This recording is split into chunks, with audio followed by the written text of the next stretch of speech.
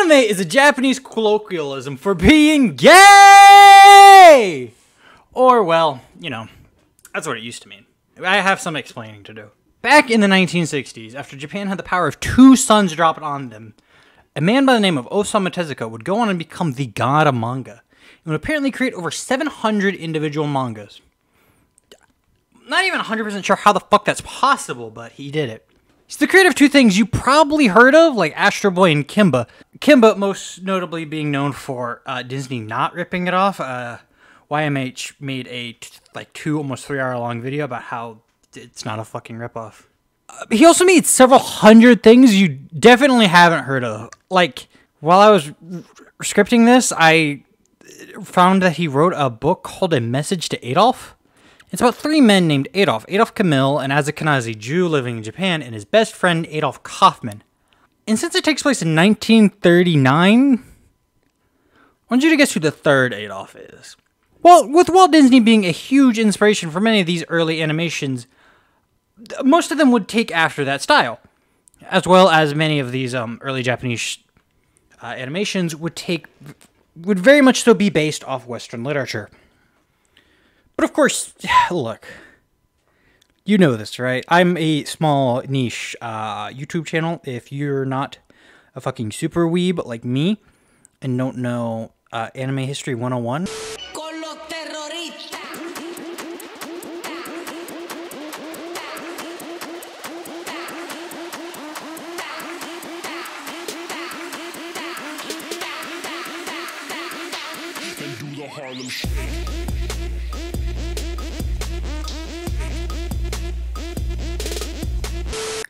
get the fuck out of here. Normies, get out. Ray!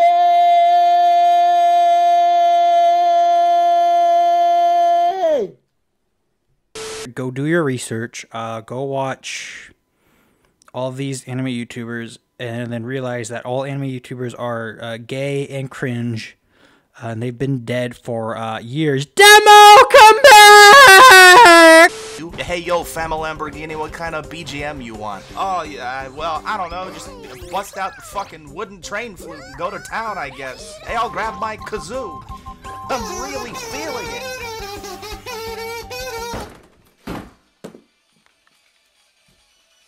What the fuck? Bad dog! I probably peaked that microphone. Cut that out. This is going to get really confusing when we get to VHS trading and burning on subtitles. Early English anime fans went really fucking hard in the sauce. But that was also when every anime there ever was just fucking Gundam. You say with a fat fucking dick in your mouth.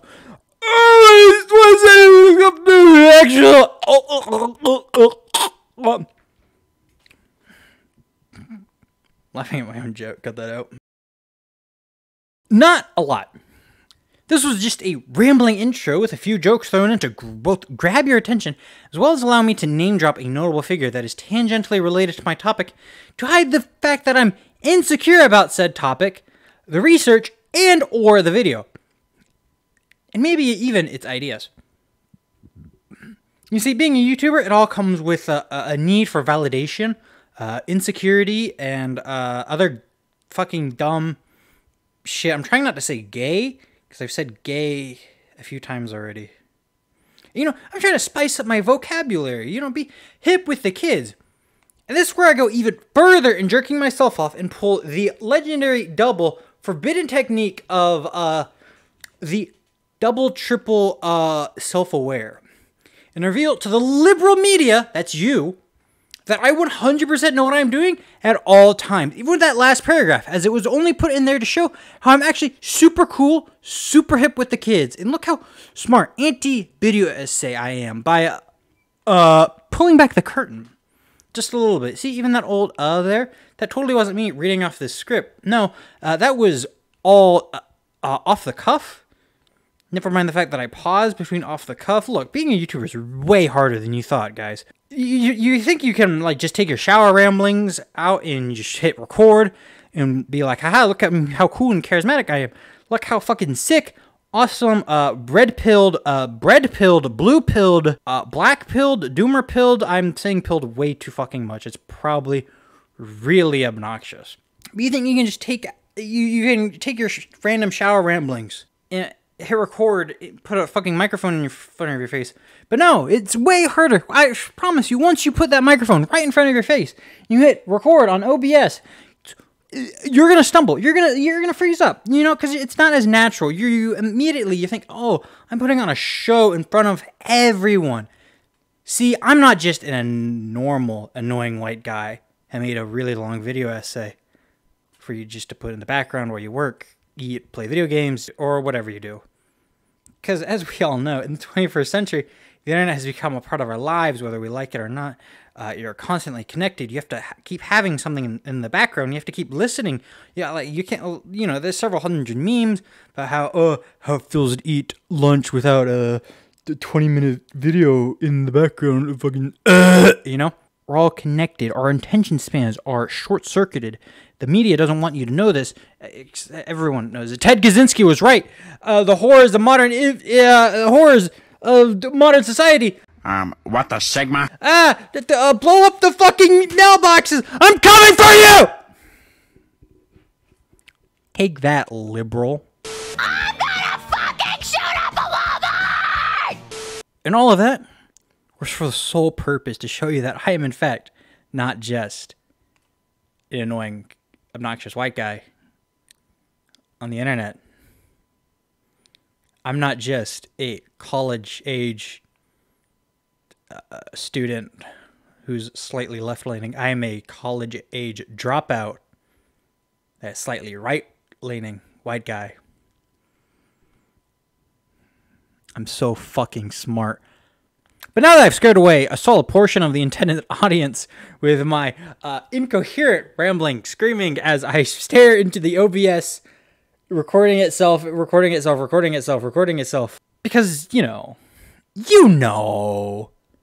this is the kind of shit you like. I got you by the fucking balls. I got you by the damn juicy, succulent, gnome goblin balls. Got you right fucking there. You know, give you a little nut tap. You like this. You like this sort of schizophrenic ramblings. Ooh. This is the shit you come here for. Because I'm just so quirky.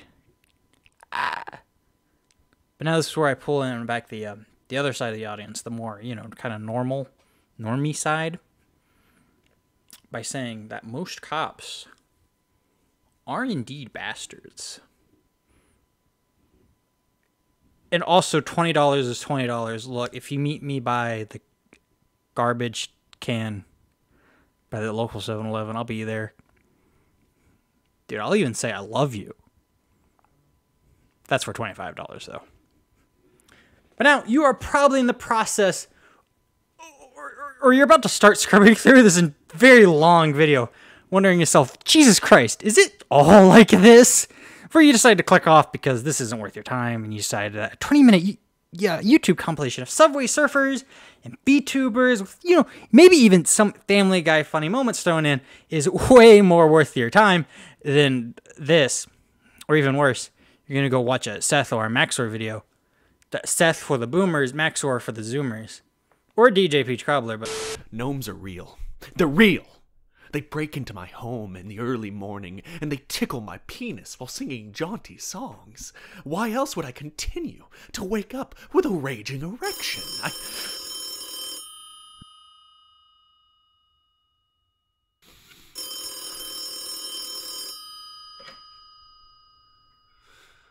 Yellow. Hidely dee, hidely ho, I'm a gnome and I'm in your home. Skippity dee, skippity doo, can't run now, I'm coming for you. I think you have the wrong number. And here I am. I have just this to say. Look, I fucking know this makes no sense right now and comes off as either really pretentious, really stupid, really annoying, or all of the above.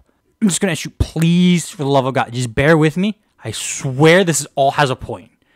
You see, I'm trying to do a thing where the video starts out like kind of funny, kind of wacky, zany even. And then as I throw more and more information and continue explaining and expanding upon the point of the video, it slowly grows more and more serious so I can have a big emotional moment near the end. And then I bring back some of the ideas that I snuck into this part of the video, like, you know, having videos constantly in the background, how we're all always connected, and blah, blah, blah, blah, blah. This part where I fade out, I play the actual intro. Alright. What is Flamingo and what tier is it on? What tier is it on? Help me figure this out. How many shrimps do you have to eat before you make your skin turn pink?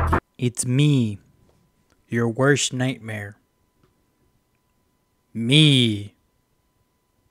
Okay, but hang on. I'm not crazy here, right? Has anyone else noticed the gradual decline in quality of anime shows, as well as the rise of how many shows get released every year, and our subsequent short-term memory with said shows? Even with shows that are considered great, Attack on Titan, Violet Evergarden, ReZero, Zombieland Saga, Mob Psycho, One Punch Man, Kaguya-sama, and those are the only recent shows that I can lift off the top of my head. Shows that should still very much so be in the public memory. What about... when was the last time you've talked about Steins Gate, or Serial Experiments Lane, or Code Geass, Death Note, Clannad, Angel Beats, Toradora, Full Metal Alchemist? All these shows are considered classics, and it was once considered taboo to not have seen any, or even all of these shows. Other examples I can pull out are Naruto, Cowboy Bebop, and Bleach. Yeah, some of those may be shonen trash, but once upon a time, it was still considered taboo to not have seen these. How did we go from gatekeeping new fans by giving them a list of quintessential shows so they can be caught up on the current conversation, to only caring about what came out this week, to telling everyone to go back and watch the greats, to barely being able to catch up with what's coming out currently? There's so much fucking shit coming out constantly. With the recent explosion in pure quantity of anime is greatness, true works of art being horribly buried underneath a mountain of mediocrity. Or am I just a jaded asshole? Once upon a time, a long, long time ago, called the 80s, Japan's economy was good. I know, fucking unbelievable. In fact, it was so good that modern anime would start from here. Well, yes, Astro Boy, Kimba, Nobody Boys Remy, all of these were cool and all, but you have to admit, it doesn't look, they don't feel, they don't act, it doesn't have that nice anime vibe. But now, look at Gunbuster, look at Vampire Hunter D, or Angel's Egg. You can definitely see how now the modern anime style would come about. But not the tone. You see, a lot of the OVAs from the 80s were insane, violent, dark, with also tits and blood everywhere. And you know what? This shit's fucking awesome. But at the time, it was still very, very insular. Made by a very small group of talented people who made it just for what it was. And they made it for a very small audience. But it was still made nonetheless. And eventually, something insane would happen. VHS tapes, these individual VHS tapes, would slowly but surely be brought over to America. And via America, the rest of the world. Mainly via word of mouth and second, third, fourth, even maybe fifth party hand sellers. As these VHS tapes with burn-on subtitles would spread along, teaching the good word of this weird, new, wild thing called anime. But of course, there are plenty of other genres of shows and OVAs that came out in the 80s and the later 90s.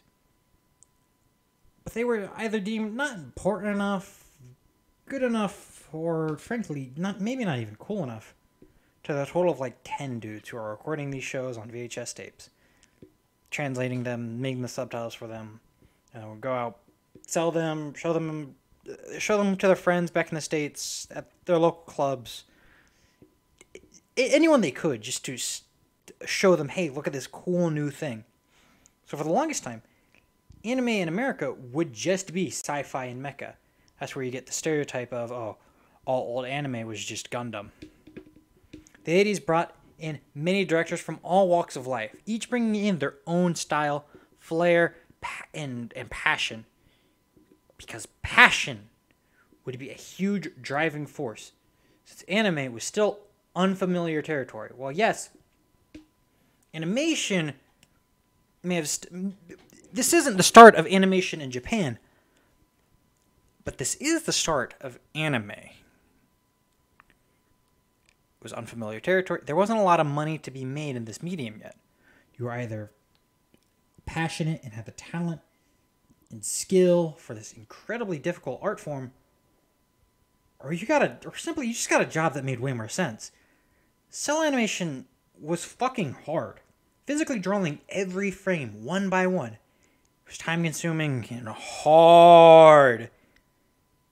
It was a grueling yet intimate process where the animators had to get very thoroughly involved with the details in each frame. And computers were still expensive at the time, frankly. But with the march of time, the process would be expedited. And more importantly, made cheaper. With, of course, the most legendary and important early director of anime being Mamoru Oshii, director of the second Urusei Yatsura movie, Angel's Egg, Pat Labor, and of course, the monolithic, legendary, and incredibly important Ghost in the Shell, a movie that is still being looked back to this day. In fact, you could even consider that Urusei Yatsura to be probably the first modern anime.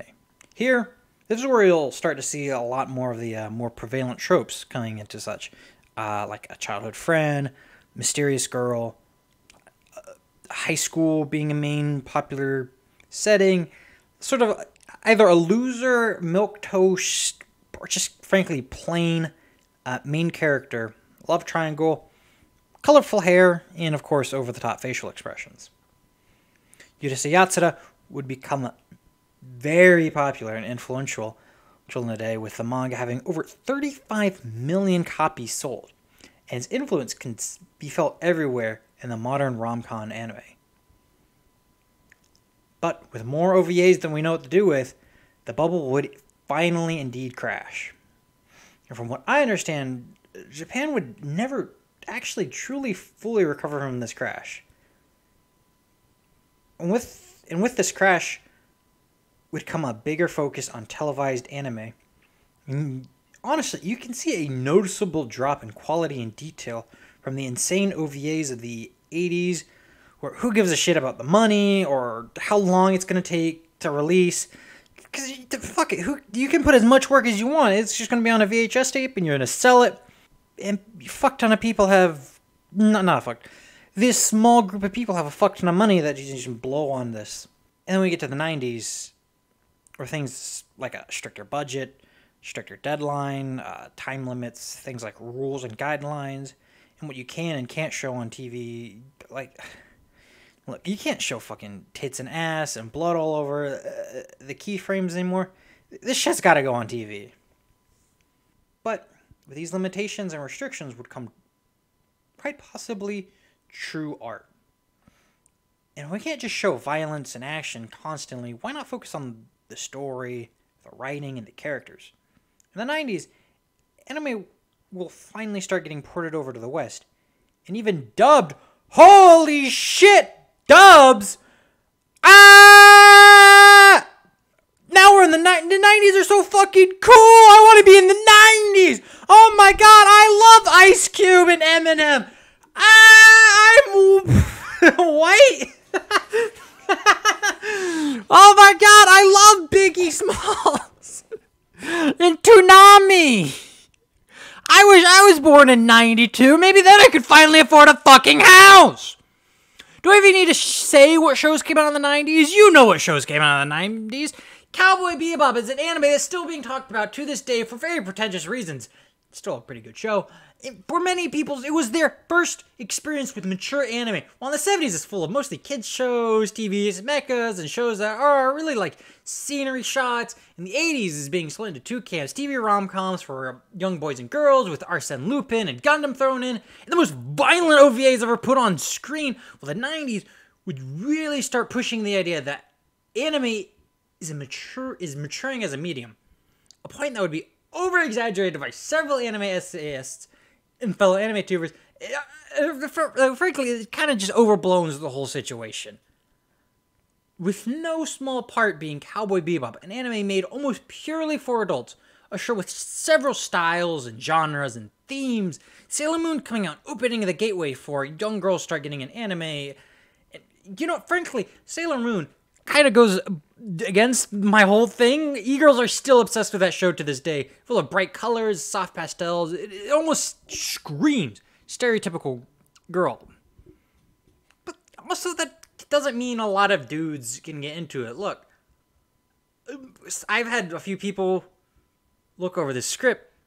Almost all of them have said, yeah, I want to be Tuxedo Mask. He's so fucking cool. Then we have the Berserk anime. The first one, not the fucking gay one. Bringing dark fantasy to life and still being the best adaptation of the late Kentaro Miura's epic manga by the same name, with its dark colors and sketchy line work, along with the single frame images of epic moments, really capturing the feel and tone of Berserk, despite being a much more low-budget show than the previously mentioned Cowboy Bebop or Sailor Moon. Trigun would similarly follow along these lines in style, tone, and the quality of Cowboy Bebop being another sci-fi western with the heavy side of the western. But it would eventually grow to be overshadowed by eventually everything else that would come out. Popular One is airing, but it unfortunately would be forgotten by the sands of time. Of course, anime movies would start to explode, giving anime a budget and screen not really explored before, with blockbusters such as Ghost in the Shell, Akira, Princess Mononoke, all of which influence can be felt more than almost any other anime that has ever come out, or maybe even will come out. All of three which are widely considered to be the biggest reasons for anime to get popular in the West, with several Hollywood directors citing any of these three as an influence to their own movies. And of course, The Matrix and anything by Quentin Tarantino being the biggest examples of this. Now, look, we could be here all day name-dropping show after show after show. Also, I've been informed that Gundam fans are going to kill me because I said 80s Gundam wasn't mature. Well, whatever. But everything will pale in comparison to Neon Genesis Evangelion.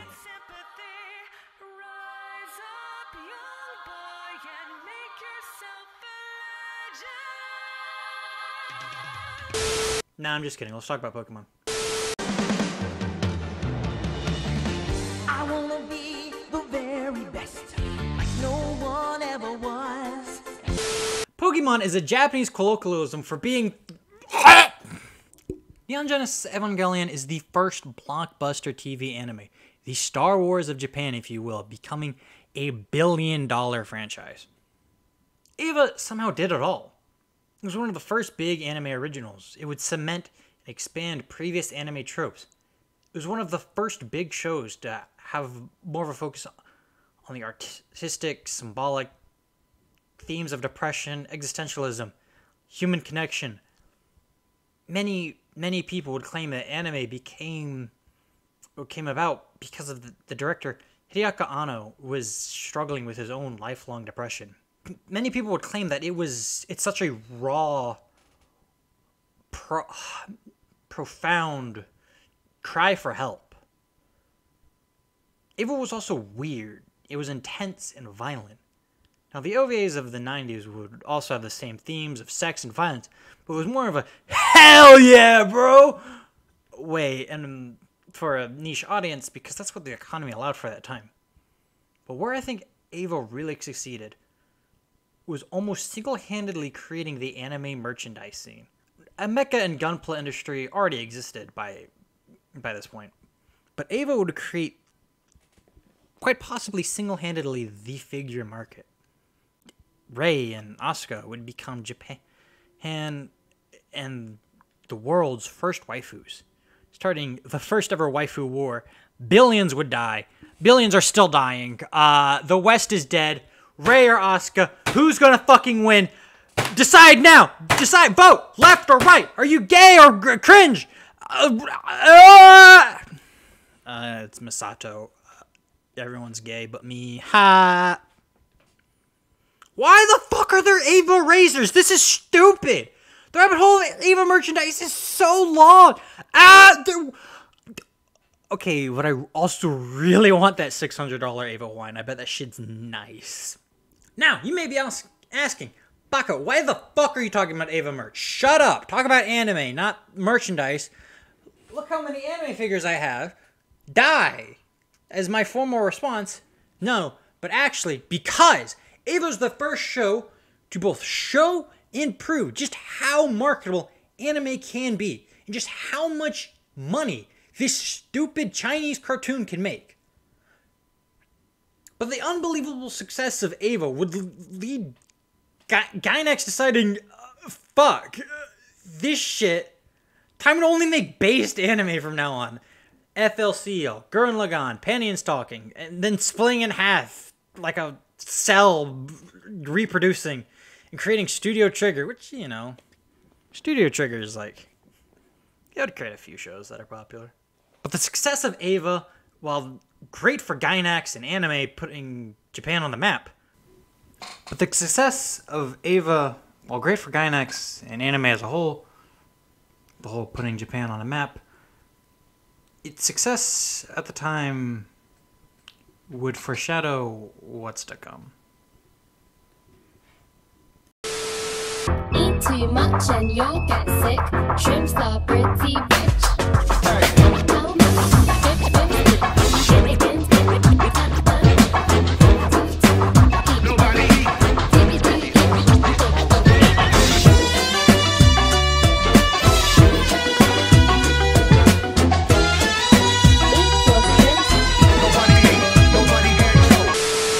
The year is 2010. You're watching Toho meme reposts from Nico Doga, shit posting online, and waifu posting about who's best girl on Mongolian basket weaving forums. Your room's a mess of shonen manga, instant ramen packets, and Mountain Dew. Truly, the meal of champions. An anime just came out that pretended to be an incest show but turned out to be all about you and your hobbies, as well as this mysterious place called Akihabara, far off in the weird and wacky nation of Japan. And it sounds awesome. Even these internet strangers are still reeling from the ending of Code Geass and arguing about how Lelouch is so much smarter than Light. Talking about how Gurren Lagann is the hypest, coolest anime ever to be put on screen. And how no one can understand FLCL. But damn, the Pillows are a good band. Talking about how wild it is that King Arthur is a girl from Fate, but a Holy Grail War is quite possibly the coolest concept ever made. But most importantly, you think to yourself in the back of your head, after watching Welcome to the NHK, you can't help but think how the main character is literally you. And this is when it hits you. You love anime. The 2000s and 2010s is commonly seen as the golden time for anime, where the idea of must-watch shows was in full swing, or you weren't a real anime fan until at least you've seen all these shows. This was also when anime was still the weird, new thing that only edgy nerds liked. I still remember being in elementary school and looking at those edgy kids reading Naruto and Bleach mangas during lunch and thinking, I'm like 10, how the fuck did you get Naruto and Bleach? What? But also think about how cool they were. How I should be friends with them. With the weird school shooter kids. God, I was fucking gay. I remember gaining full access to the internet, being really confused as to what a Toho or a Caramel Dansun was. And why was it everywhere? I looked everywhere. Everyone was freaking out about the ending of Code Geass. It certainly was an interesting time. It was almost as if the whole internet was in the honeymoon phase of anime. As if the corners of the internet first discovered anime and it was the single greatest thing to ever exist. So many bright colors, stellar animation, characters, and worlds, all burning stars of inspiration, where every show you'd ever watch was the greatest show ever. No longer do people have to rely on VHS tapes, and Toonami hasn't ended yet. But more importantly, was the rise of torrents and pirating, with technology getting easier and easier, and with anime fans, who at this time proudly called themselves otaku, getting more and more skilled and experienced with the internet. There was a time where anime was both popular, but still niche. almost as if it was a secret club for all these internet weirdos with its own rules, guidelines, terminologies, and even phenotypes. Yaoi paddles, glomping, of the Hari Hari Yukai, they were everywhere, and JoJo memes haven't popped off yet. It was a whole nother world of inside jokes, references, and other weird, cringy bullshit. And this was all based. At the time, there was no weird meta-irony with being an anime fan. No self-depreciative, haha, I'm such a weeb. No. The anime fan was loud and proud. And really obnoxious about it. But, like, why shouldn't they? With classics such as Code Geass being a political sci-fi mech show. That's, bro, it's, like, not even about the mechs. It's not cringe, I swear. It's not a mech show, dude. With compelling characters and still holding the crown of the best ending in all of anime. Or Steins Gate, a sci-fi thriller that both gave everyone a glimpse into the paradise known as Akihabara, gave bits and pieces of otaku and 2chan culture alongside this time travel mystery.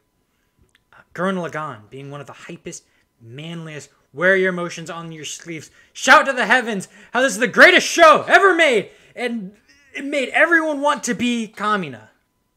There's also Haruhi Suzumiya, which is about a girl named the Melancholy, who's secretly the biggest bitch ever, and for a short time started a cult around her, and is quite possibly responsible for the first ever really stupid TikTok dance, with its crowning achievement being quite possibly the funniest troll in the entire history of art, fiction, media, the funniest troll in all of human history that's airing the same fucking episode 8 times for 8 weeks straight with only slight tiny little differences, only then to recapture our hearts with the cinematic release of the disappearance of Haruhi Suzumiya that somehow made those 8 stupid fucking episodes worth it.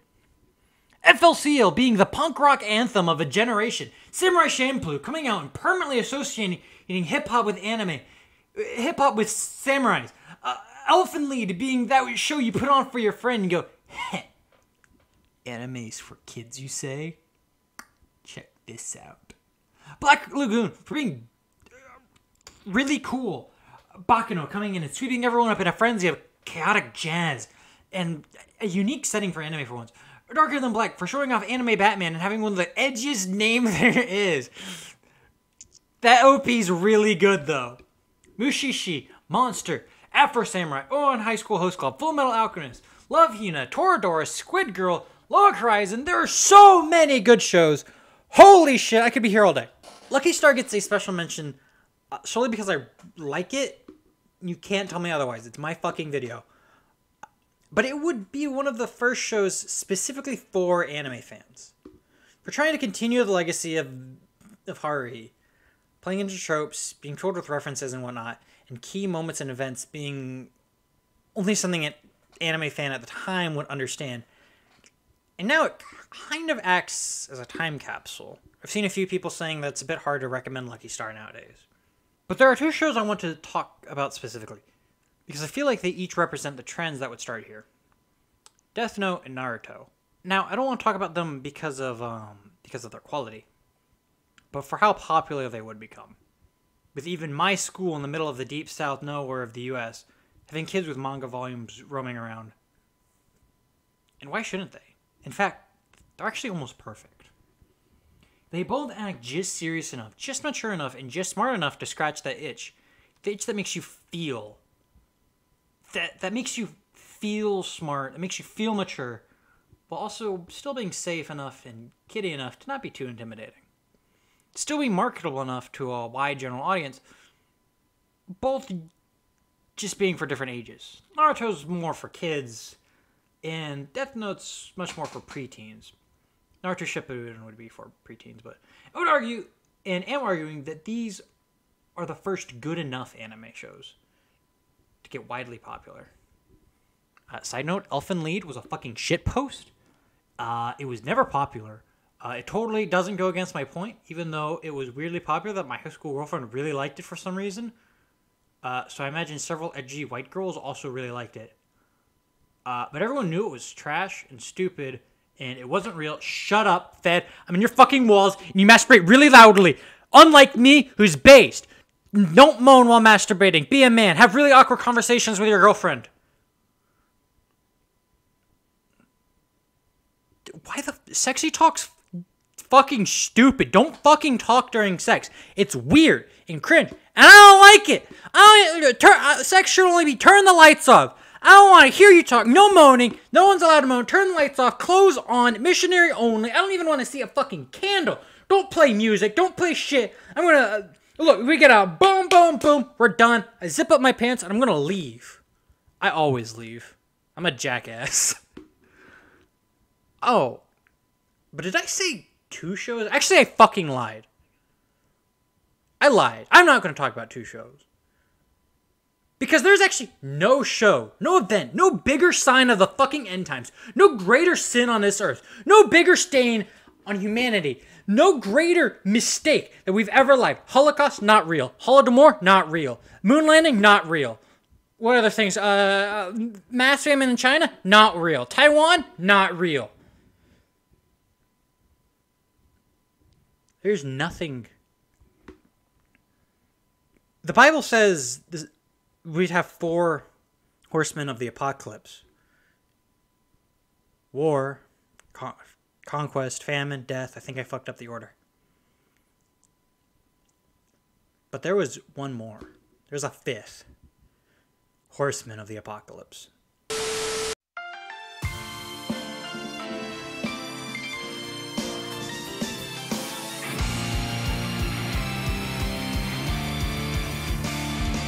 There's no greater mistake than the airing and subsequent reaction to Sword Art Online. It used to be considered good for maybe like a week. It was actually maybe even considered a mid-show. But after several years of YouTubers putting this show into the fucking dirt, holy shit, you'd think Sword Art was Bin Laden. In the end, it was a mid-show that got mildly popular. There are worse shows to have come out before and since then. The action from YouTubers at the time, who are more or less, and still kind of are, they still kind of act like spokespeople for the general internet audience. And I dare say they were a massive driving point into Sword Art's popularity, at least in the West. It's just a meme, one big joke. Sword Art was destined to be forgotten. But everyone watched it. Probably because it was on Toonami. And everyone made a video on it. Because it was that bad, guys. Dude, this is terrible.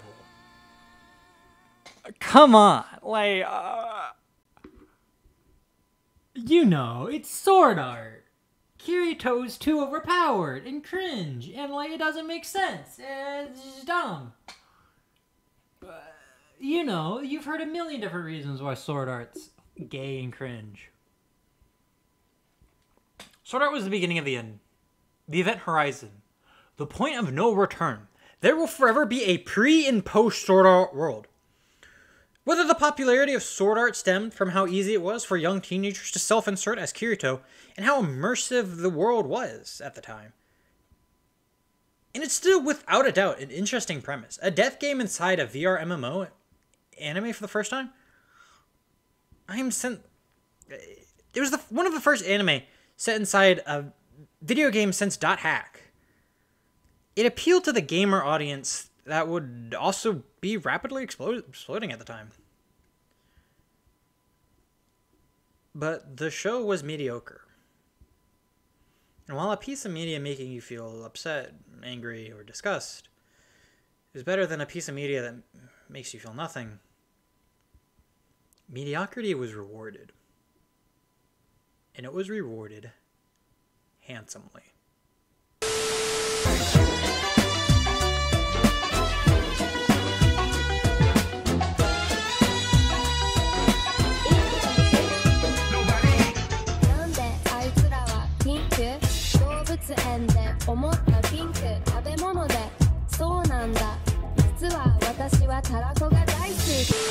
The year is 2018, and anime was just about to see a massive boom in popularity, both in the number of anime coming out and the amount of conversations surrounding those anime.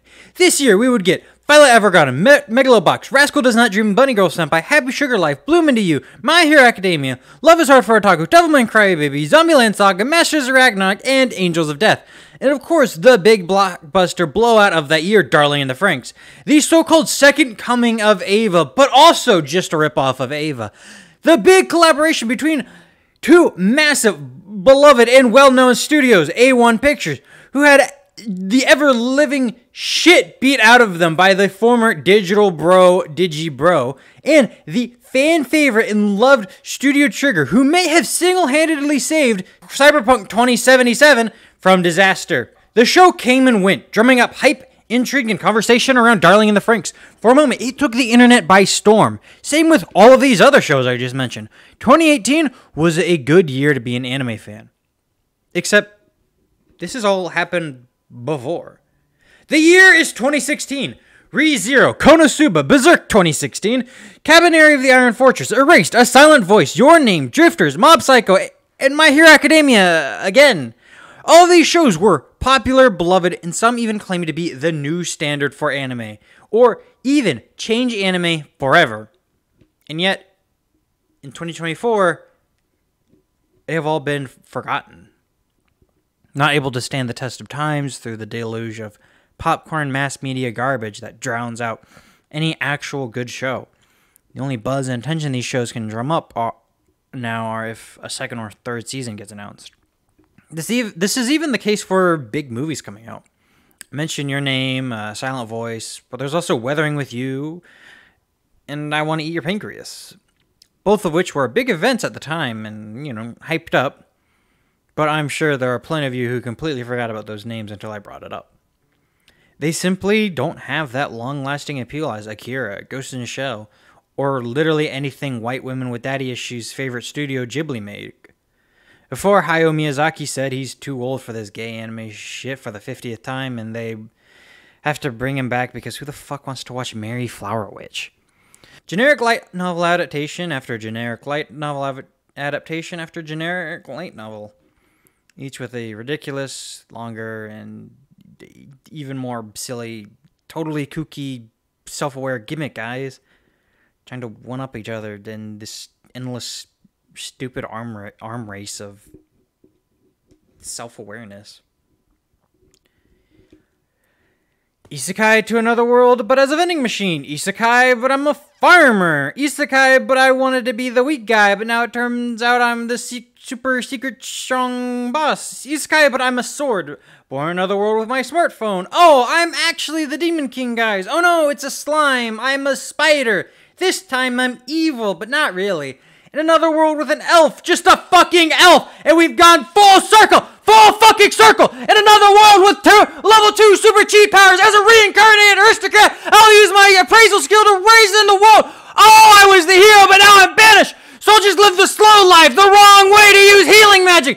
It's the 7th time loop. The villainess creates a carefree married life to her worst enemy. Level 99 bullshit. I may be the hidden boss, but not the demon lord. What the fuck is that title? It's fucking stupid. Banished from the hero's party, so I decided to live the quiet life. That's just the same as the other stupid shit. Angel this, angel that. Oh, this girl's so fucking cute. She's a goddamn angel. Tiger, cherry magic 30-year virgin. If you make you a fucking wizard, fucking fuck. I'm a tank, but I got kicked from the hero's party. I'm a tank, but I'm a cute girl. Vampire shut-in princess. But oh wait, she's actually super strong. I swear, guys. Discredited noble lady. I researched, but I'm teaching her to be lewd. Being lewd, for fuck's sakes. Another goddamn idol show. It's all the same. It's the fucking same. It's the same fucking show with a different gimmick. Every fucking show is the same. The same faces, poses, camera places, style, music, characters. How can anyone take this fucking trash? Fucking CGI crowd, seriously! Every goddamn shot! The only way it can be is because you're fucking used to it! You know it's not fucking acceptable! It's cheap! You know it's fucking cheap! But this was crippled out of fuck... It's cheap! You know it's cheap! You were this crafted! You know this was just crapped out on an unbelievably short deadline with just as small as a budget as possible! Working to actual get the animators all for what?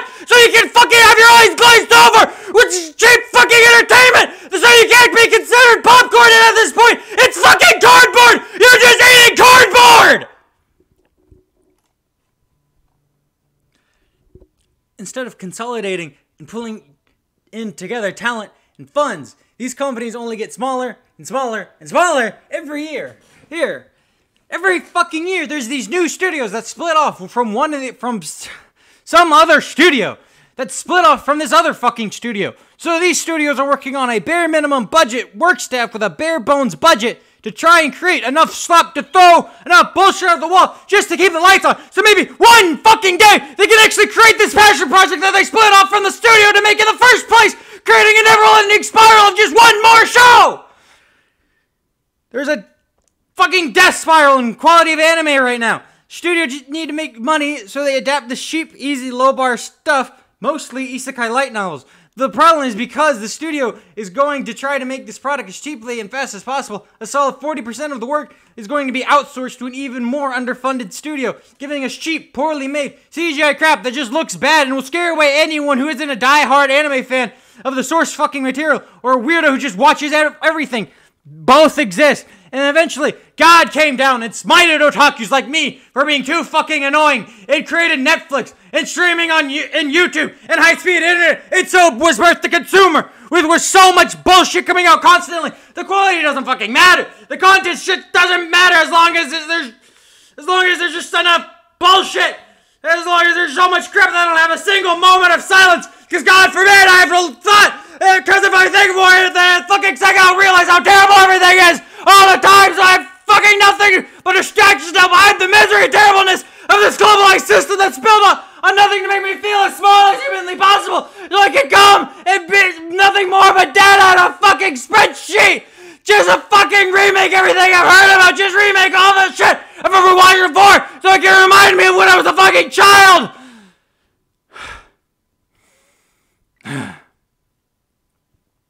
So now, piss baby fucks will say, well, that's just how it always looks. Corners have to be cut. That's just the nature of the media, man. Stop nitpicking. Late stage capitalism at work, dog. So damn. Well, shit, I guess. I guess anime is all shit. Has always been shit.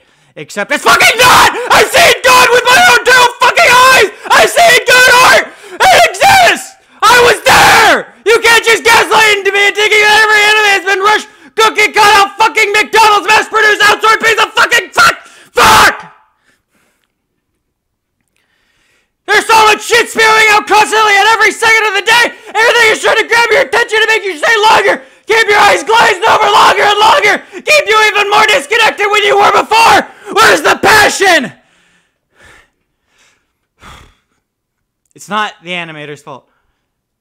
This is not an industry you go in for the money. This shit is hard, long, doesn't fucking pay well. You're not treated well. You're going to dream in frame counts. They didn't join. No one fucking joined this industry just to work on stupid shit like Death March to a Parallel Rhapsody. They joined because they probably saw Kill la Kill or Akira, Ghost in the Shell, fucking Gurren Lagann, FLCO. They saw that shit when they were kids and they're like, holy shit, I want to do that.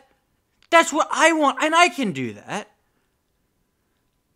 That's what I want to be known for. But instead, they have to take whatever job they can get. So now Hideyoshi is stuck drawing the same slightly pouty poised main girl 6, 7 billion times. Anime has somehow created not only just an art style, but a stock template of character designs. But instead of taking basic building blocks and building on top of them like a good show, adding different angles, different elements, colors, and lighting, most anime just seem to be satisfied with just these blocks. Probably because it's just cheap and easier to make. And by cheap and easier, I mean slightly cheaper and slightly easier. But who cares? Pump that shit out, fam! Don't ask questions. Just consume product and then get excited for next product. The audience wants more, more, more, and more, and more, and more!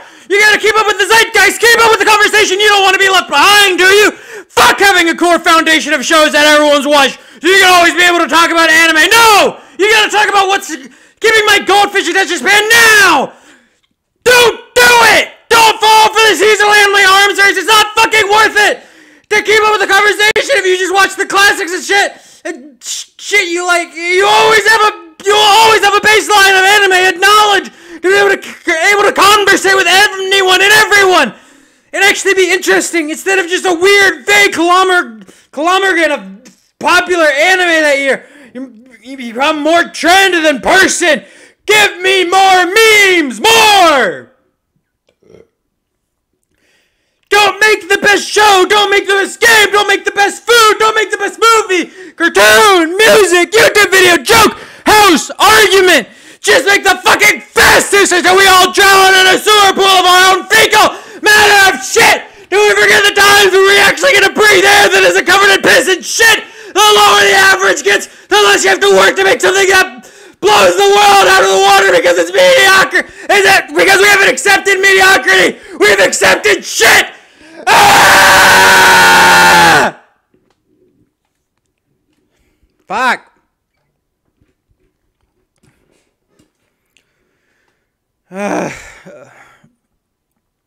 But in a world where good things have existed and still come out, why does mediocre plastic garbage come out and forcefully drown out everything that comes before it and still gets a higher ranking on my anime list? Are we all just coom-addled infants that just want to see cute girls? Or is it because no one cares?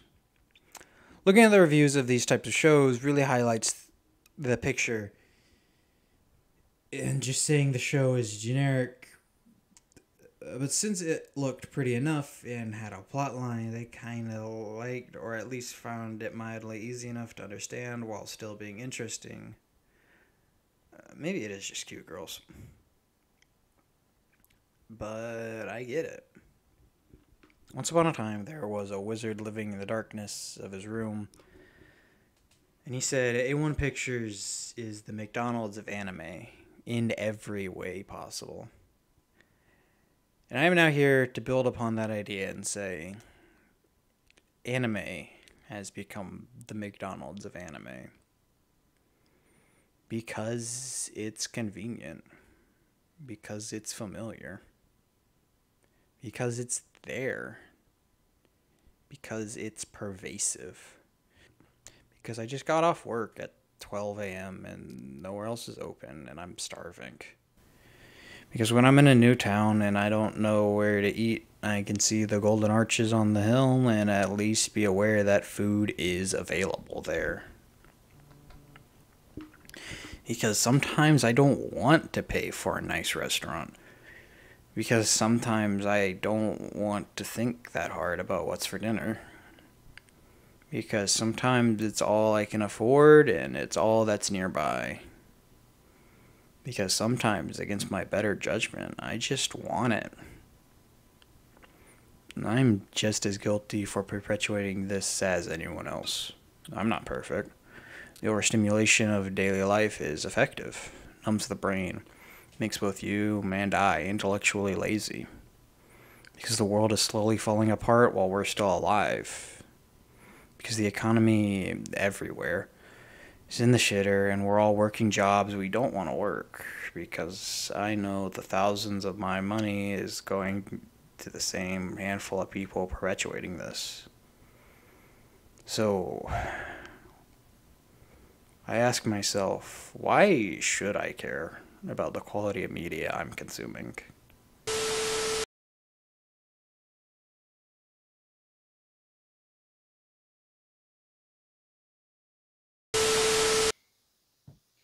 Ow, that fucking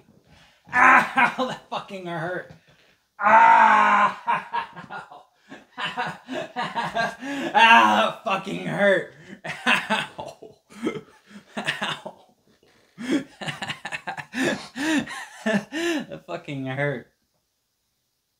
Look fucking stupid. Holy shit. Great, I've somehow made it look worse. Now I just look like I watch Andrew Tate regularly.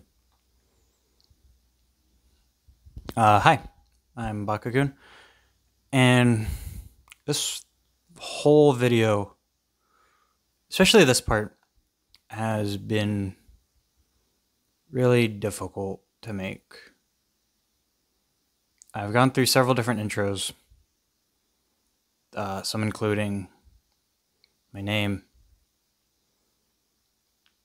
and going through different versions of the intro, like, hi, I'm Baka-Kun, and I've been an anime fan for so and so years, or I've been depressed for so and so years, and none of them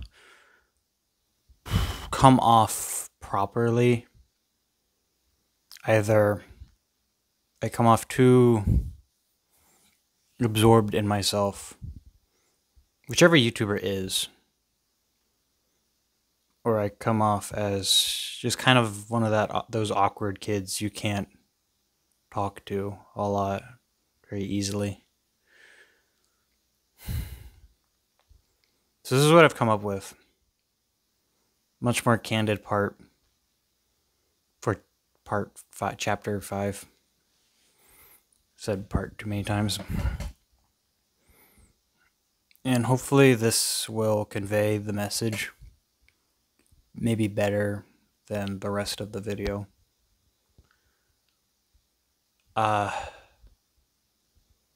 This is gonna probably get personal, maybe a bit emotional, and if you don't care for any of that, I don't blame you.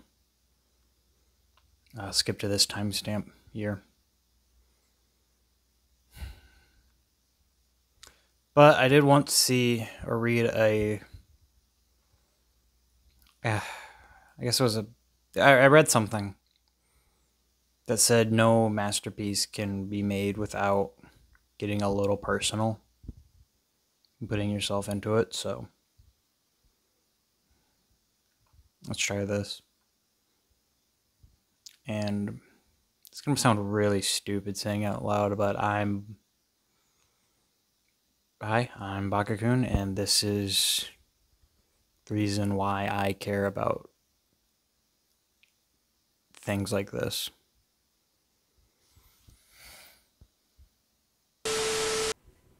And a 1, and a 2, and a 3. But for the first time, and I don't know, I don't want to do this often because it's kind of, I have to say, if you're enjoying the video, please like, comment, and subscribe. I've put a lot of work into this one. This has been in the makings for a long time, and it really does mean a lot to YouTubers, whoever you watch. I can assure you, seeing those numbers go up and seeing a video they worked hard on doing well, it does mean a lot to them, even though maybe they don't express it in the best way possible. I, as being a very small micro niche celeb, I'm not even that, I just have a lot of them following me on Twitter, I can assure you it does mean a lot to them. It hits that, gives them that dopamine hit for a big number go up. But now, this part, okay, chapter 5 has been hard to write for, and well, it's been hard to write for because I made a point not to. Well, scripting is very important. I'm afraid that I don't always get all my ideas out. I don't express myself I don't express myself enough. No, that's not it. I don't express the right ideas. It's hard to put my thoughts to paper a lot of the time. And maybe that's just I'm not as good, and that's just because I'm not as good of a writer. But I'm also not interesting enough on my own to just go off script, you know. But no, I never had the best childhood. I don't want to get into a lot of detail about it, because that's for the Orisumi Poon video, which is only coming out next time I get really drunk and pass out in my bathroom. So a lot sooner than any of us are ready for. But to summarize it up, what you can think of when you hear that term is about what you expect. And when I became a teenager, everything got a lot more complicated. I believe I discovered anime in around 2013, 2013. Sounds about right. When one of my best friend's older cousin showed us Kiss Excess, and around that same time, one of my friends from Boy Scouts got really into Sergeant Frog. So if you ever ask me what was my first anime, it's always one of those two, because they were basically around that same week. Almost impossible to say which one is the first. I could not fucking tell you. But I was on the internet for a very long time before that, like maybe around 6.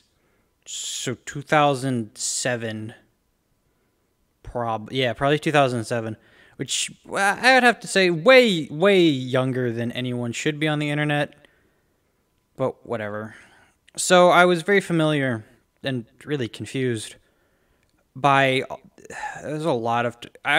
what I said earlier in the video about everything just being Toho memes, Karma Dansen, and fucking Code Geass ending. That's about what my experience was. I was a really confused child. And I distinctly remember my music teacher of all things saying Pokemon, Hello Kitty, and stuff like that come from China.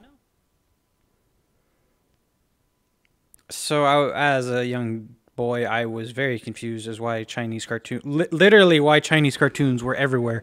I thought that shit was cringe and not for me. And then as a horny 13-year-old, I got into Kiss Excess, and I thought Sergeant Frog was really fucking funny. And then I learned that Sergeant Frog Abridged is way funnier. I still quote that shit because I'm autistic as fuck. But that was 2013. Throughout middle school into early high school, I would say, was when that was my anime honeymoon period. I watched a lot of shit, like fucking really bad shit. The Girls Bravo, Rosaria Vampire, fucking... Or on High School Host Club for some reason. I guess I was gay. I watched a lot of Hitalia, so that does mean I'm gay. That show is...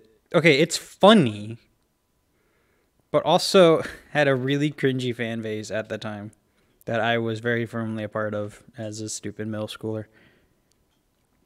But that's getting off track. I want to specifically talk about Clannad and Pet Girl of Sakuraso. The two shows that I hold near and dear to my heart. And I'll flip-flop between which one's my favorite. I think, if you ask me right now, I think Clannad, and I'm wrapping up, and Clannad After Story are also, there. But Sakuraso is very close second. I can explain better at my memories of it. I discovered it in middle school, seeing for some reason on YouTube videos that it was the most fucked up weird anime ever. I don't know how or why YouTube bait thumbnails claimed it to be that. But I watched it, and what I discovered a very impactful and emotional coming-of-age story. And I could see a lot of myself in Sorota. Sorota-kun. Mainly in the way how he's just a aimless, nobody loser boy guy. And he's surrounded by all these super cool and talented friends. And they're all going off on their own journeys, achieving their goals, having all these life-changing experiences, really making something of themselves, actually. And I could feel a lot of that angst and cluelessness of the main character, Sorota. I could feel that in myself. And there was a time early after graduation in high school where I couldn't relate to him anymore. And that was because that was mainly when I was starting YouTube. I would say seriously. I would say, yeah, after graduation. So 2021, was when I would say I was doing this as a hobby-ish. I don't know. It was less of a fun, stupid pastime and more of a, oh, hey, this is like something I care about. And that was when I stopped feeling like I could relate to Sorota. But now I'm catching myself again in that mindset of, wow, I'm kind of surrounded by all these really talented people. And even though I know, and the show knows, that they're going through their own hardships, they're just not focused on, because it's, of course, it's about the main character. And that meant a lot. Watching him grow up and stumble. He made a lot of stumbles along the way. But eventually he did find his passion and what he wanted to do. Yeah, that's cool. That is a nice, cool coming-of-age story that I found a lot of meaning in. But it's just that. It's just a fun coming-of-age story. Ultimately. I don't think there's a lot of meat and merit to it. Well, that's not true. There's definitely merit to it, just not a lot of meat. I can't go... It's hard for me to go further into that show. Other than it's really pretty. And I think the art style and stuff still hold up. Very nice. It's probably the best coming-of-age story. At least for me, just because... I only say it's the best because I like it. But that's what any good coming-of-age story is. Any coming... Fucking Christ, I've said that word a lot. Any coming-of-age story is going to be the best to you because you can insert yourself. You can feel and go through what the main character is going through. Not through empathy, but that's what you see that's how you see yourself as. You can see yourself going through a lot of the same trials and tribulations and all the same struggle. So watching them, grow past it and into a different person by the end, that's how you want to see yourself. So for the longest time, that was me with Sorota. But then, as I grew up and became a very sad, depressed 22-year-old, I learned that Tomoya from Clannad was literally me.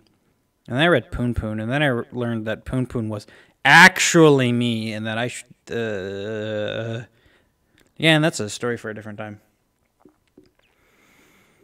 But Tomoya meant... He means way more to me now than Sorota ever did. And just like him, he didn't have a good home life and a really weird relationship with both his parents. Very adversarial one with his father. And he was just kind of a punk kid who didn't take school seriously. And he had a stupid friend. And, of course, he has his stupid friends. And it's a lot, and he's a lot like that through the entire show. Of course, he wants to help people. That's more of a, it's more of a visual novel, like, I want to help people. I think everyone can relate to that aspect of any character. I don't think there's a lot of very, fuck you, I'm not going to help anyone people. Even if you say you are, even if you do say you're like that, there's a part of you deep down that will try to help as many people as they can. Or at the very least, the people you deem important. So that's just kind of a blanky, wish-washy thing that anyone can latch onto. Of course, he meets a bunch of girls. I've met women. I haven't helped them as much as he has, but I've been there for plenty of people. And the part where... Luckily, I haven't had this experience yet, is when his lifelong girlfriend fucking dies and mother of his child dies. Thank God I haven't experienced that. Not yet, at least. If what people say is apparently going to happen anyway.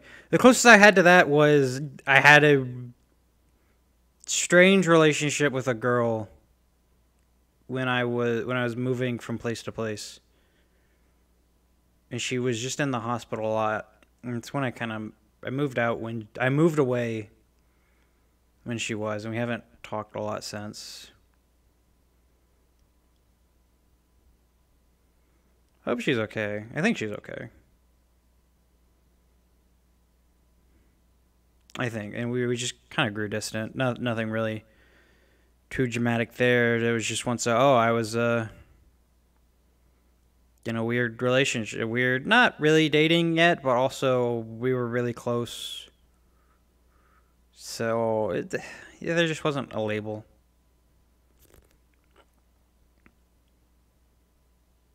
A sickly girl who was in the hospital a lot. But I wasn't, and I still not really. I'm not mature enough for a cool, serious relationship like that. And that's the... So, those weird outlines that I've stated are... Those are definitely... What am I saying here? What I'm trying to say is not just with anime. Anime is just a fucking... Just an example. With any art form, any piece of media, any literature, any game, any whatever, any music, anything that's your passion or that is something you care about. You can, not even you can, I'm positive you do insert yourself in some sort of way. You may not think about it, you may not do it actively, you may not do it knowingly, but you do it subconsciously. Whether you're listening to music and you really you feel the lyrics, man, or you're playing a game and it doesn't even have to be a self-insert character style of game. You can just be playing as the main character, or maybe not even the main character, just some side character. You're like, yeah, that something about it really resonates with me, you know? Anime is just an example. And you're watching these emotions, these feelings, these characters, all sorts of things, and you're watching them go through trials, tribulations, and typically they come out at the end and they're okay. And that can mean a lot to people. Mean a lot to people watching them, maybe even the people creating them, actually. A lot of people use art forms such as, music. Everyone knows that musicians and musician artists, whatever they're called, lyricists, write songs based off their feelings and emotions to help them sort them out, get them through, all that shit. But when you say, oh, this book was about how I got through I used this book to sort out my emotions, thoughts, and feelings, and come out at the other end a better person, or, oh, this movie, or, oh, this is anime, or this fucking video game, you kind of, either you sound like a fucking asshole, or like a nerd. Unless you're in those circles that already subscribe to that. But it's true. If it's true for music, why isn't it true for everything else? Why is it commonly accepted for music? And when music comes out half-assed, sloppy, and corporatized, it's lambasted. And everyone knows it. Everyone... It is a very general, common consensus that once a musician goes corporate, they're a fucking sellout. Fuck them. The music sucks. It's not real, man. Whatever that means. But it's been taking a lot longer for these other mediums to get that same recognition. It's been happening forever, right? Or not forever. This has been going on for a lot longer than I think people have noticed. It's just gotten worse recently. I've actually seen it several times. This idea. I've seen it several times that people lamenting and commenting on the fact that anime's gone too corporate, too mainstream. There's so much shit out now. But it's always in passing. I did see another video. If you're wanting to hear more about this topic, there is another video that I saw that came out slightly earlier. I have no relation. Complete coincidence. This video came out earlier, and my video is probably coming out around a very similar time. As I am recording this video came out 2 days ago. I don't really know when this video is going to come up. I'm going to put that one in the description. I think it's called When Art and Media Go Bad. Very similar ideas. I haven't watched all of it. I kind of skimmed through it. I don't know, because I would feel bad. Because I know I would... Because there would be a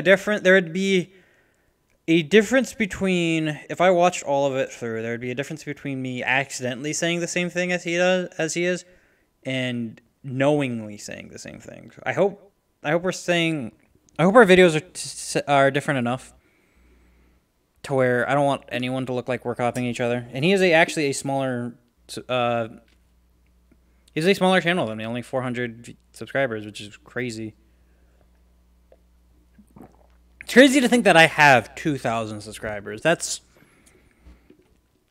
a weird, nebulous number that I can't fully... When I reached 1,000, that was like a holy shit. What a huge accomplishment. But now I'm at 2,000, I'm like, well, that's... I know that's double the other amount. Never mind. This is completely off topic. But I think anime is special because... Okay, because of two things. And they might sound... I can't think of the word for it, but they might sound like opposites, but really it's two sides of the same thing, just different set dressing. In both how immersive these fantastical, wonderful worlds are. So shows like Naruto, Bleach, One Piece, fucking, almost called it Goku, Dragon Ball, or even... whatever, I don't want to mention... Jujutsu Kaisen's lame. So these magical, wonderful, fantastical worlds... A lot of people will comment about how immersive, how they can sink their teeth into it, the power scaling, the stats, abilities, characters, all these very well detailed and very interesting ideas. I'm specifically thinking of the world of Naruto and One Piece. One Piece is very much so a laid out, fully realized world. More so than all the others, I think. So it's really easy for you to just get kind of lost in it. And that means a lot of things to people. Look at Lord of the Rings. Or Game of Thrones. These two massive fantasy worlds. And people love that level of detail, that level of scope. How they... Or Warhammer is also... Actually, Warhammer is a fantastic example. Toho too, a little bit, but I'm not as well versed with Toho. Just the pure amount of stuff you can learn about that setting. You can just be there. And anime has a lot of it. And another thing is how anime is very much so willing to tackle small scale subjects, themes, and ideas. High school, first love, blah blah blah, all that dumb stuff. Friends, all that fun. And the way a lot of shows do it is very earnestly. There's not a lot of cynicism in anime shows. Of course, there's Origairu. The main character. All right, so here, what I'm gonna say is, the main character may be cynical and be like, friends, high school. So all humans are stupid. But by the end, they will come out a better person because they think stuff like friendship and love and all that fun. The power of friendship is a big theme.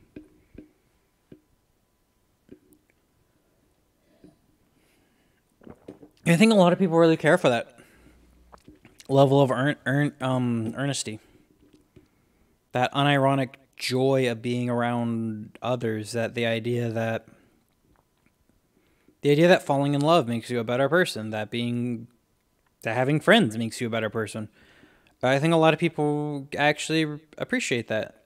And that's what slice of life shows are all about. That's why slice of life and romance, stupid high school setting is very much so more popular. Yeah, not more popular, just very much so popular. And while yes, I can say, oh, so, okay, well, yeah, on one hand you have the big, super awesome shonen settings that are weird and wacky. On the other hand, you have low-key school romance dumb shit. Those are two completely opposite things. But not really. Yes, the set dressing is different. Different character styles. Some even have battles in them. But the point of it being the earnesty and able to end the immersiveness. I think that's what people really care about with anime. With the shonen shows, the big action shonen shows, main character is always some sort of big, boisterous, like, yeah, I'm gonna do the thing! I'm gonna do the big thing! Yeah! It's that drive, ambition, and just pure raw willpower to do the thing. And yeah, it's, you know, me saying do the thing sounds stupid, but Goku wants to be the big Super Saiyan. Fucking what Demon Slayer boy wants to kill the big Michael Jackson. Bleach Ichigo wants to have a big sword. Actually, I don't know Bleach. I actually don't know Bleach at all. Ichigo just has all big Bankai. Luffy wants to be the king of the pirates. Naruto wants to be the king of the Narutos. That's not what he wants to be, the fucking Hokage. Dumbass.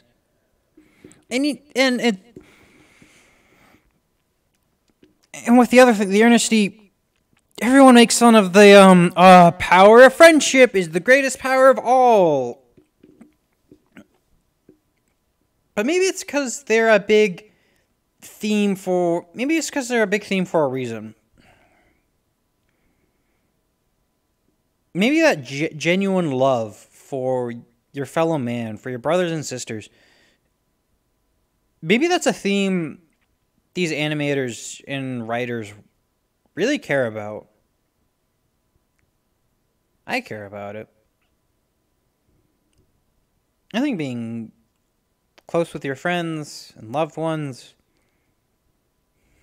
I think that's a good power. I think that's a much more powerful message than people let on.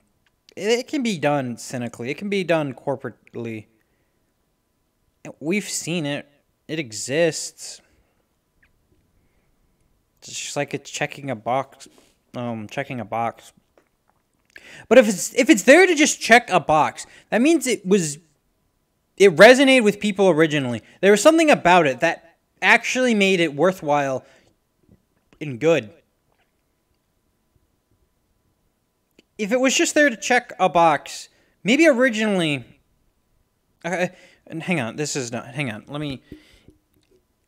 If it's been put on there to just check a box now, then there must have been...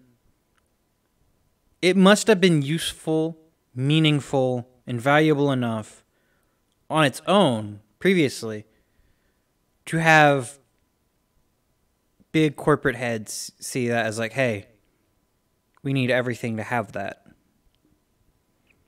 I think I explained that the dumbest way possible. That didn't make any sense. That was fucking stupid. Everything I say is silly. Silly. I'm just a silly guy. I don't know what I'm doing. This is just the longest way to say that great art, works of media can inspire you and me and everyone to do great things. And I think it's... inspiration kind of gets clowned on a bit. It both gets clowned on and over-romanticized a lot in both cases. But if something if something resonates with you, I say resonate a lot, touches your soul, makes you go, wow, I want to do something cool like that. Doesn't even have to be making art. I want to go out there and be a better friend. I want to go out there and work harder at my job. I want to go out there and get a cool house. That's meaningful. Art that inspires you to do better is possibly the most important thing there is. No, that's dumb. No, it's not the most important. It's the most important thing art can do. And you can also explore themes and emotions. If you can relate to a character, not self-insert, but just relate, you can... that medium can help you explore thoughts, feelings, emotions that are relevant, whatever may be relevant to you. Help you sort out a recent trauma, sort out your feelings about a breakup. Maybe nothing, it doesn't even have to be that dramatic. Maybe it could just be help you sorting out just moving to a different place, or maybe just sorting out how much you care about your friends. I don't want to say that's meaningful, because I've been saying meaningful a lot. But it is. Those are important. Because, emotions are complicated, and we live in a really weird, distant nightmare dystopia where it's both... Oh, we live in the internet age. It's so easy. I can talk to anyone from around the world. I'm friends with a Canadian. I'm friends with I'm not friends with any Japanese people. I'm friends with I know a lot of Latin Americans. Dumb. You know what I mean. You need friends with people all around the world. But that doesn't mean you're actually connecting with them. There's still a wall of separation between you and these other people. I mean, even your own friends, right? Oh, I can just hop on Discord and talk to all my cool hometown friends. They live like maybe 30 minutes away, so why drive that 30 minutes to hang out when I can just fucking play video games with them? That's a wall of separation that I think that does affect a lot of expression. Words get jumbled up and things get confused. And not anime, and not just anime, anything can help you sort out those feelings. It can help you... It's gonna sound bad, but it can help you think a bit. And of course, propaganda makes you... Well, propaganda can be fucking anything. You could say anime is fucking friendship propaganda. And you know what? Then that makes it based. Having friends and loved ones is cool. Little Busters is the most friendship propaganda thing I've ever seen in my life. That doesn't make it any much worse. Is this just, this thing bad, but if it does the thing I like, then it's okay? Maybe. Maybe just a bit. Maybe a lot. I don't know, but if it does it right, you do become, I don't know, I think you grow and become a better person. This has been a rambling mess that's made no sense. This is dumb. All the things I do are dumb, but I want this message to... I want several messages to get out there. I think anime becoming more corporatized. Everyone can see it, right? With the more anime coming out, and yeah, it's big and popular, but these studios have to pump this shit out. They literally have to pump this stuff out on strict deadlines just to make even. Just to make a quick buck. Maybe not even a quick buck, honestly. Fucking anime is a horribly stupid and expensive work. So yeah, they have to make these cheap shows just to try to make money back. And that sucks. I think it really does suck that that's the situation they're in. And frankly, I don't blame any animators or writers. I blame us. I blame the globalized nature of things. I blame society. I blame that this is a trend that has happened to everything. And I think it sucks. I really think it sucks. Because it's not like good shows aren't coming out anymore. It's that so many shows are being pumped out that they get drowned out and forgotten whenever the next season rolls around.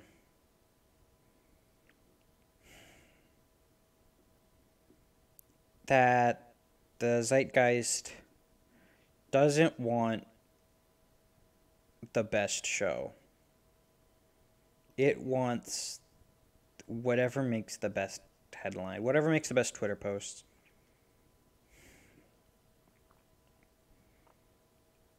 So whatever show has the wackiest, saniest, dumbest thing, that's what becomes popular for a month. In the next month, it's something else. And I think that's tragic. I think that's terrible. I hate that. I hate that a lot, actually. I hate that in ways that I can't even begin to fucking describe. I'm getting myself a little mad. I think that's terrible. If you know me, talk to me on Discord or in real life, I've been calling this the McDonald'sification of anime, and I think in one of these previous parts, I can't fucking remember, I went into further detail about it, but it's true. McDonald's is cheap, easy, simple. You always know what you're getting. It's generic. Generic for a good reason. And you know what? I like McDonald's. It's easy. It literally just because it's easy and it tastes all right. At least it's not fucking Burger King. And I get it. I may be lambasting people who, fuck you, how dare you watch stupid, easy, literally mindless shows. But I do the same thing. Just not with anime, so I can pretend that I'm better than everyone else. I do the exact same thing, just with YouTube videos. Watching the same stupid bullshit. Oh, but because it's not Ask Reddit or top 10 videos or icebergs, oh, I'm so much better than everyone else. I'm not. I'm not fucking any better than anyone else. I wanted to go on a long list of things to blame. Oh, it could just be how addictive the internet is, how attention grabbing it is, how blah blah blah blah blah. But it's on you, it's on me, it's on us, it's on everyone. I don't know. I'm just some stupid white guy talking about Japanese entertainment. I don't know what else I could say to better explain my point. A few people asked me to talk about Jujutsu Kaisen Season 2 and how there's been a huge crunch or something, and how it's affected the show. I actually have been asked to talk about Jujutsu Kaisen in this video a lot. And frankly, I don't give a shit. I don't care. I don't like Jujutsu Kaisen. I don't care. I think it's lame, generic, and boring slop. Same with Demon Slayer. Demon Slayer had one good episode in Season 1, and the rest is who gives a shit. It is literally carried by Ufotable. But then I don't care about Naruto or Bleach or Dragon Ball. I very well could be just some annoying, pretentious hipster. Some stupid slice of life.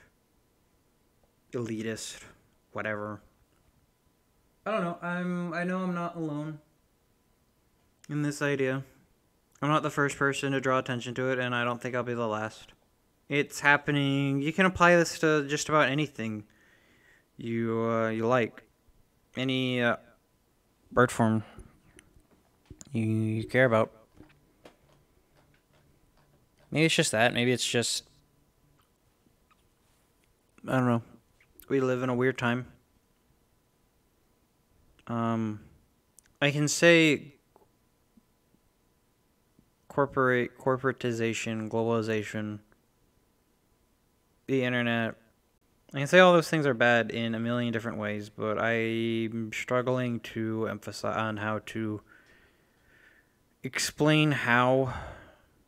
No, not explain how. Explain why. That's fucking stupid. Nothing I'm saying makes sense. I've lost the plot. This chapter's dumb.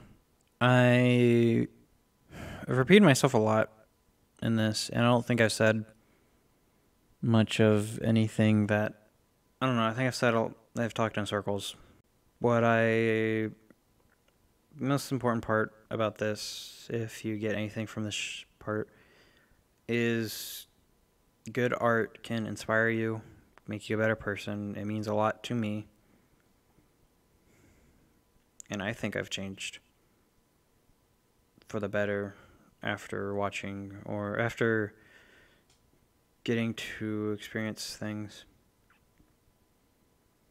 And I think it's sad that there's so much just schlop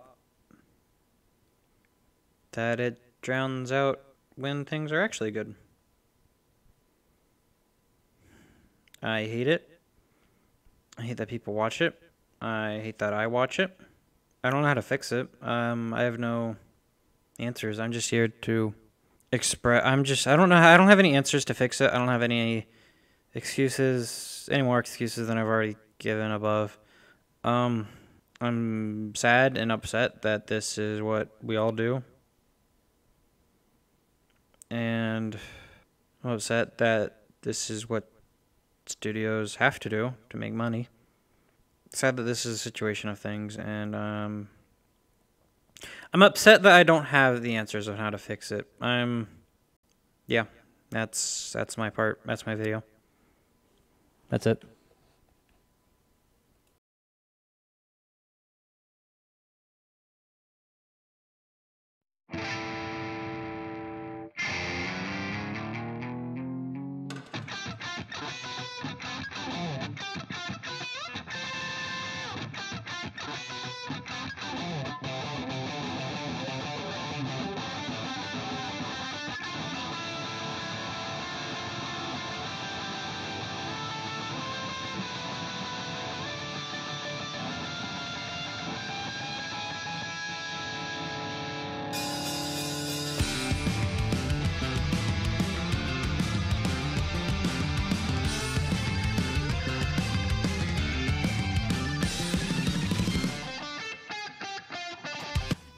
October 9th, 2022.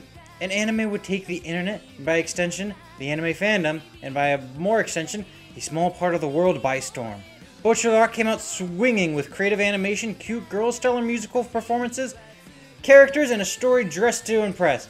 A show that by all rights should have just been another K-On! Or that other Boochi show. That this one would blow the fuck out of the water! Even rocketing past the highly anticipated Chainsaw Man in popularity and reviews.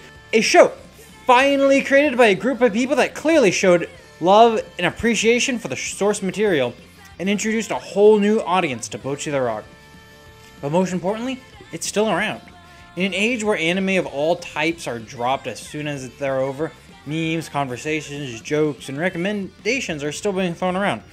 As if the show only aired yesterday, in a time where most, if not every big anime is claimed to be the next modern classic, only to just be left by the wayside. We may have actually witnessed the first modern classic that might stand the test of time. You know, maybe cute girls aren't such a bad thing. She wouldn't be alone in a trend of new anime wowing the world and reigniting mine and many others' love for anime. And it'd be yet another fucking idol anime. God damn it! With a smile wreaking havoc on the media, makes you wanna know her secrets so mysterious. Hasn't got a flaw, she is an expert in that area. She's a master of a liar, none to rival her. Perfect genius idol solo. What did you eat today? What book is on your brain? Oshi no Ko, with just its first episode, would be the first anime in a long time to dethrone the king, Full Metal Alchemist. I would wow the world and we would all become idol fans for just that short period of time. As the first episode would spread around like wildfire, grabbing everyone by the balls, whether you had them or not, and take you on an emotional roller coaster ride that I'm sure not many people have experienced in their cold, cynical hearts in a long time. Now, the rest of the show wouldn't be able to carry on the legacy of that first episode. It had a good run, and with the second season on the way, that might be bound to change. But one show would keep the attention of everyone, and while FMA will reclaim its throne, this one would take it. And it still has held on to that to this day. A show so captivating, appealing, loved, and inspiring, that for a time, every Friday was Frieren Friday. It's so stupid. Suddenly, like the wind, you close your eyes, and I'm wondering what you're thinking now. As twilight surrounds and envelops us too. Melancholic fantasy show about an immortal elf retracing her steps on a journey she took with her mortal friends, and reminiscing on the past along the way. This would grab the attention of us all, with everyone eagerly anticipating the airing of the next episode every Friday. Several non-anime fans that I know personally would even go out of their way to watch it, even after it finished. And of course, they'd go on loving it. With how long this video has been in the works, these three shows have, free-handedly